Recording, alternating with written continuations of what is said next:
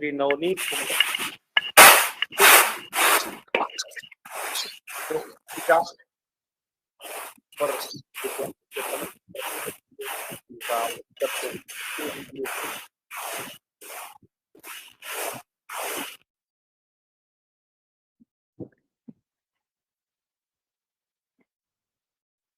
आवाज आ जाए, आवाज चली जाए।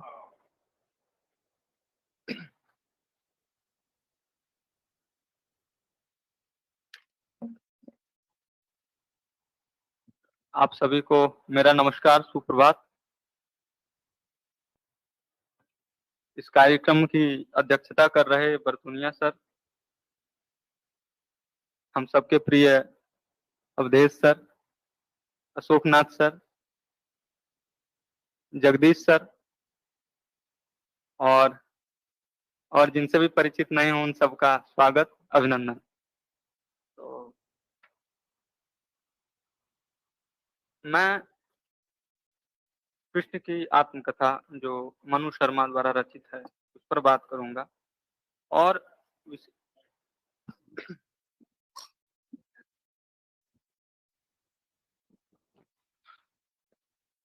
विशेष रूप से मैं नारद की भविष्यवाणी पर केंद्रित होकर बात रखूंगा, लेकिन आत्मकथा पर मैं बात करूंगा। और जो मेरा विषय है वो है जनमानस और कृष्ण की आत्मकथा। जनमानस में कृष्ण कैसे हैं और रचना में किस तरह से वो आए। तो इसमें कृष्ण के जन्म से लेकर कैशोर्य तक की कथा समाहित है, धनुर्यज्ञ तक की कथा है।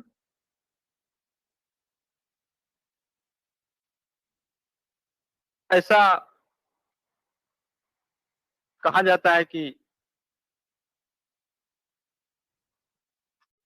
कृष्ण जो है वो दूध नहीं पीते थे, मक्खन और छाछ ये सब उन्हें अधिक प्रिय थे, दूध नहीं पीते थे। लेकिन दूध को लेकर जो वो नहीं पीते थे उसको लेकर यशोदा उन्हें बहुत तरह से मनाती थी। एक जगह सूरदास एक जगह कहते हैं कि मैया कभी बढ़ोंगी चोटी, मैया कभी बढ़ोंगी चोटी, कितनी बार मोही दूध पियत भई वह अजहू है छोटी, तू तो कहती बल की वैणी वह है लांबी मोटी। यानी कि तरह तरह से यशोदा उसे दूध पीने के लिए प्रेरित करती है, मनाती है। एक जगह और एक प्रसंग है, एक चांद का प्रसंग है, उसमें वो कहते हैं कि मैया, वो जब कृष्ण बचपन में कहते हैं कि मुझे चांद चाहिए, तो चांद वो रूठते हैं, तो उसके बाद यशोदा मनाती है और कहती है कि मैया मैं तो चंद्र खिलौने ले हूं, जे हो लोटी धरनी पर अब ही तेरी गोद न हो। तो इस तरह की चीजें चलती हैं और इसमें मनु शर्मा ने इस चीज को रेखांकित भी किया है। कृष्ण लोगों पर अपने तर्क और ज्ञान से अधिक ईश्वरत्व के प्रभाव को मानते हैं। खुद को इस उपन्यास में वो मानते हैं कि मुझे ईश्वर रूप में लोग अधिक पसंद करते हैं बजाय मानव के। आगे उन्होंने अपने ईश्वरत्व को प्रभाव की दृष्टि से जरूरी बताया है और उसमें एक जगह कहते हैं कि वस्तुतः गीता में मैंने ऐसा कुछ नया नहीं कहा है जो पहले कह ना दिया गया हो, केवल नया यही है कि मैंने हर जगह अपने को भगवान साबित किया है। इस वैज्ञानिक युग में कथाकार ने समझ लिया कि लोग अब चमत्कार के स्थान पर तर्क को पसंद करते हैं। चमत्कार से बहुत कुछ बातें बनने वाली नहीं है, लोग नहीं मानते हैं। आज की जो युवा पीढ़ी है वो नहीं मानेंगे कि द्वार खुल गए थे और कृष्ण निकल गए थे वसुदेव लेके उनको।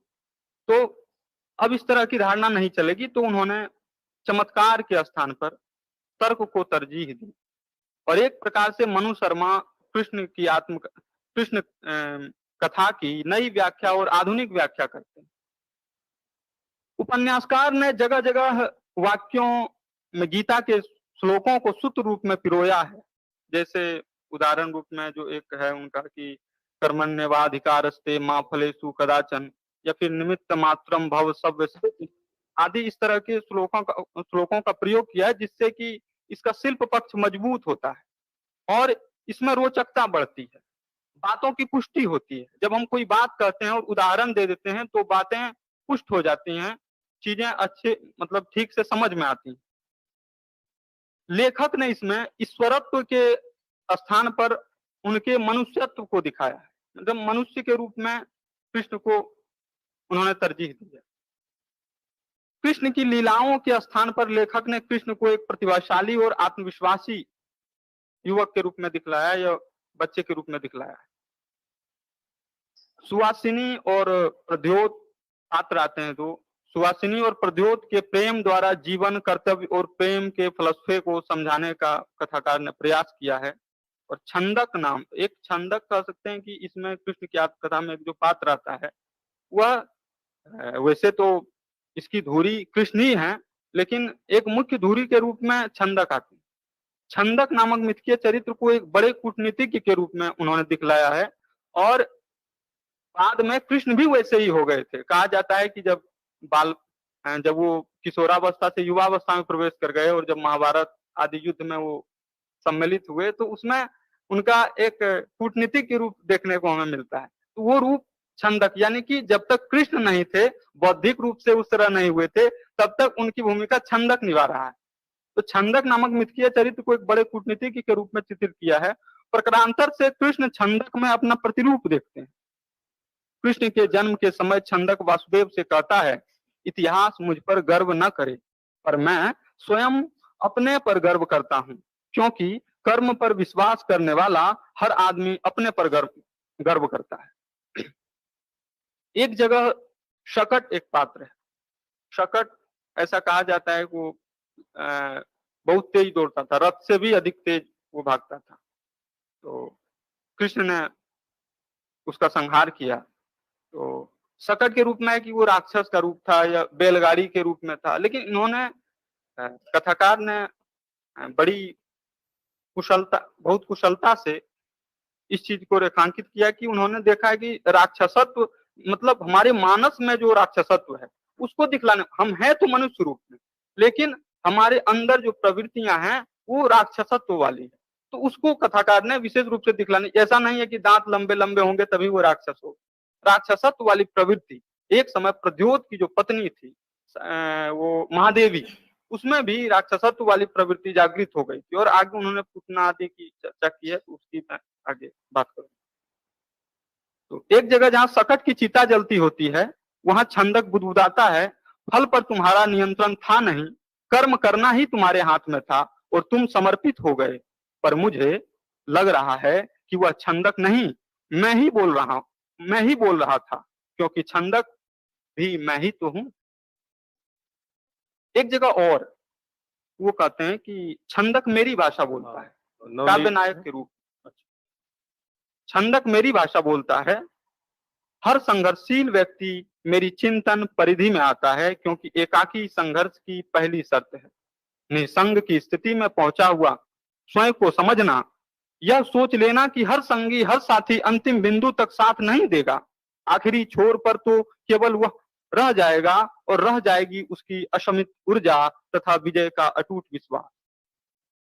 हम देखते हैं कि जिस तरह गोदान में बोरी और मेहता को मिलाने पर प्रेमचंद्र के विचार समझ में आते हैं, उसी प्रकार यहाँ मनु शर्मा ने छंदक और जो गर्गाचार्य हैं, जो आचार्य होते हैं, उनके शायद कुल पुरोहित होते हैं, तो गर्गाचार्य के संयोग से कृष्ण की निर्मित की है।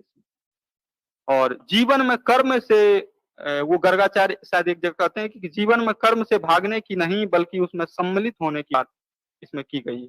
और वो कहते हैं कि जीवन की अपूर्णता गंतव्य नहीं है, भोग से भागा हुआ व्यक्ति उस मार्ग से भटका हुआ राही है जो मोक्ष को जाता है। गर्गाचार्य एक जगह कहते हैं कि विश्वास हमारी आंखें खोलता है और अंधविश्वास उसे बंद करता है। जो अंधविश्वास हमारे मन में भी आम जनमानस में भी है, यही विश्वास मनु शर्मा ने पूरी कथा में अर्जित। और शकट वक पूतना आदि के मिथ को उन्होंने वास्तविक रूप में चित्रित किया है, जिसमें त्रिवका के रूप में जो कुब्जा का रूप हम देखते हैं। कुब्जा ऐसा कहते हैं कि वो जन्म से ही कुब्जा थी, लेकिन इसमें उन्होंने देखा है कि एक समय बाद उन्हें कोई एक हवा होती है वो लग जाती है, उससे वो कुब्जा हो जाती है।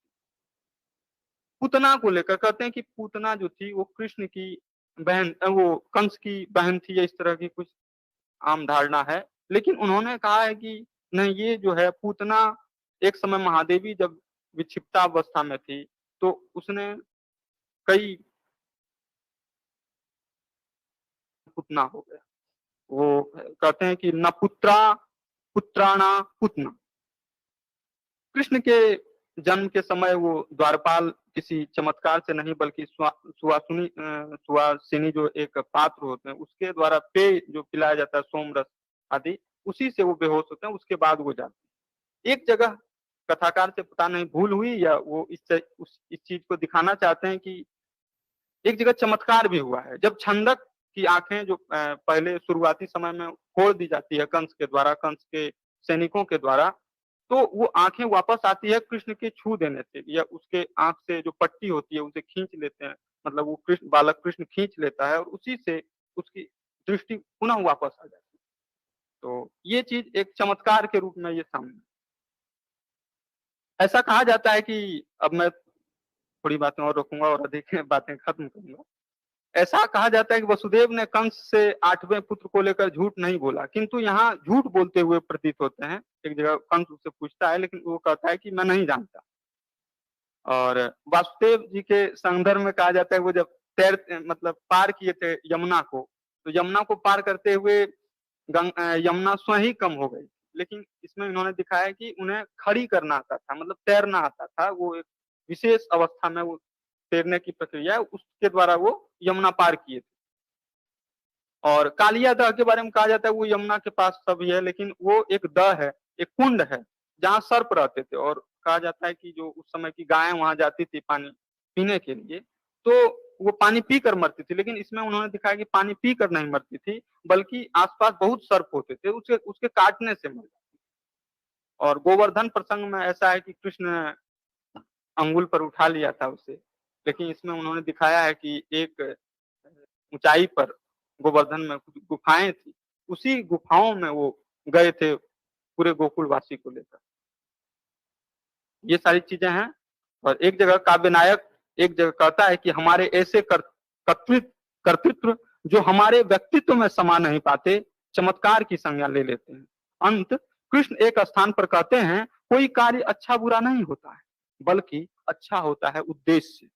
देखें तो यही बात कृष्ण के संपूर्ण जीवन में हमें देखने को मिलता है।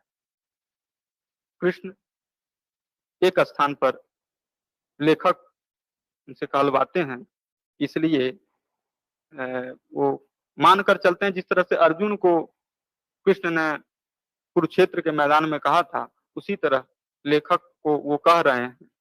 इसलिए तुम केवल लेखक हो, लिखो, लेखकीय कर्म का निर्वाह करो। गणेश की तरह व्यास तो मैं ही हूँ। प्रकारांतर से यही बात कृष्ण महाभारत में अर्जुन से कहते हैं। धन्यवाद।